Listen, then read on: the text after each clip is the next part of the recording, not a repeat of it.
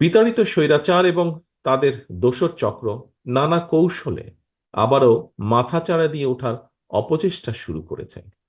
অপশক্তি দেশের ভেতরে এবং বাইরে থেকে বাংলাদেশের পক্ষের শক্তির মধ্যে ভুল বোঝাবুঝি সৃষ্টির পায়তারায় লিপ্ত হয়েছেন। তবে সবাই যদি আমরা সতর্ক থাকি, বাংলাদেশের পক্ষের শক্তির মধ্যে ভুল বোঝাবুঝির অবকাশ থাকবে না বলেই আমি দৃঢ়ভাবে বিশ্বাস করি। পলাতক মাফিয়া সরকার গত দেড় দশকে বিএনপি সহ বিভিন্ন দল ও মতের হাজার হাজার মানুষকে হত্যা করেছিল, শত শত নেতাকর্মীকে গুম অপহরণ করেছিল। বিএনপির 50 লক্ষেরও বেশি নেতাকর্মীর বিরুদ্ধে প্রায় 1.5 লক্ষ মামলা দিয়েছিল। লক্ষ লক্ষ নেতাকর্মী, বিএনপি সহ বিভিন্ন বিরোধী দলের লক্ষ লক্ষ নেতাকর্মী ঘর ছাড়া হয়েছিলেন। অকারণে, বিনা কারণে, বিনা অপরাধে mother of democracy Begum Khaleda জিয়াকে 5 বছরও বেশি সময় কারাবন্দী করে রাখা হয়েছিল। পলাতক স্বৈরাচারের নির্দেশে শুধু জুলাই আগস্টেই গণ অভ্যুত্থানে কমপক্ষে 2000 ছাত্র জনতাকে শহীদ করা হয়েছে। কমপক্ষে 30,000 মানুষকে করা হয়েছে আহত। গণ অভ্যুত্থানের এই সময় শুধুমাত্র বিএনপি এবং এর অঙ্গ সহযোগী সংগঠনের শুধুই মাত্র 4 শতাধিকেরও বেশি নেতাকর্মী শহীদ হয়েছেন। এর বাইরেও যারা শহীদ হয়েছেন বা হতাহত হয়েছেন, হয়তো তারা সরাসরি বিএনপির কর্মী নন, তবে অবশ্যই তারা বাংলাদেশের পক্ষের শক্তির সাহসী প্রাণ।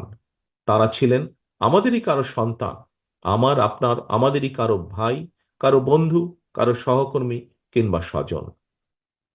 এমন হাজারো হতাহত ছাত্র জনতার আত্মত্যাগের বন্ধনে বাংলাদেশের পক্ষের শক্তির মধ্যে জাতীয় ঐক্য গড়ে উঠেছে। সুতরাং আমরা যারা বেঁচে আছি, শহীদদের আকাঙ্ক্ষার একটি গণতান্ত্রিক, মানবিক, বৈষম্যহীন বাংলাদেশ প্রতিষ্ঠার মাধ্যমে শহীদদের রক্তের ঋণ পরিশোধ করা আমাদের দায়িত্ব।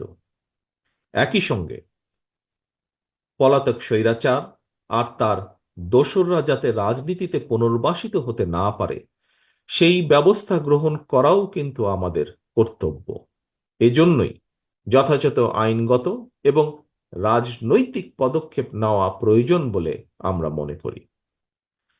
পলাতক মাফিয়া খুনিদের পুনর্বাসন ঠেকাতে তাদেরকে একদিকে আদালতে বিচারের মুখোমুখি করা প্রয়োজন, অপরদিকে তাদেরকে অবশ্যই জনগণের আদালতের রাজনৈতিক বিচারে প্রত্যাখ্যাত হওয়ার পরিস্থিতিতেও ফেলতে হবে।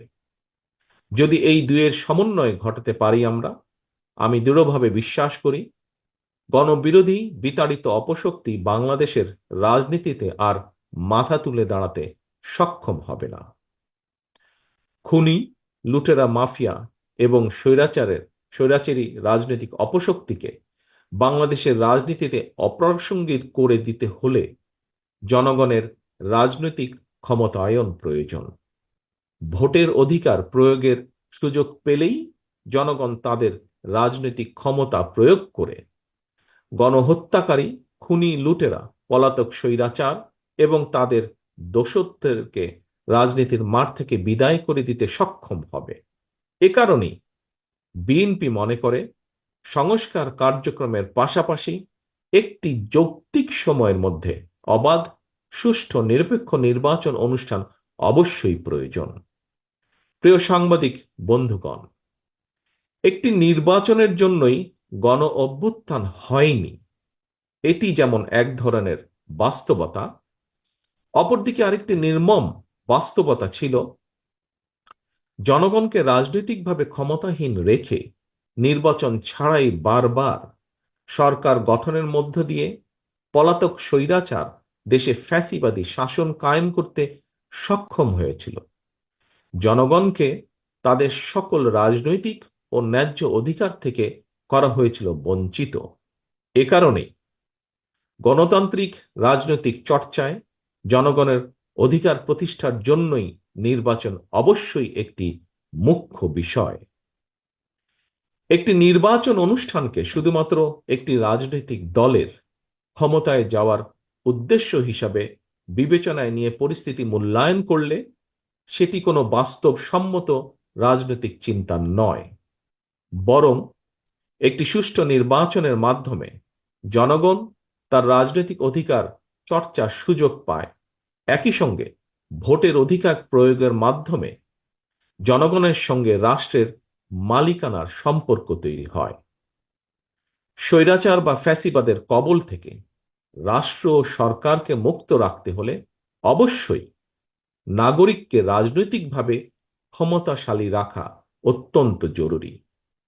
রাষ্ট্রের রাজনৈতিক বন্দোবস্ত এমন হওয়া প্রয়োজন যেখানে ইউনিয়ন পরিষদ থেকে জাতীয় সংসদ নাগরিকদের প্রত্যক্ষ ভোট ছাড়া একজন ব্যক্তি কোথাও কোনোভাবেই জনপ্রতিনিধি নির্বাচিত হতে সক্ষম হবেন না।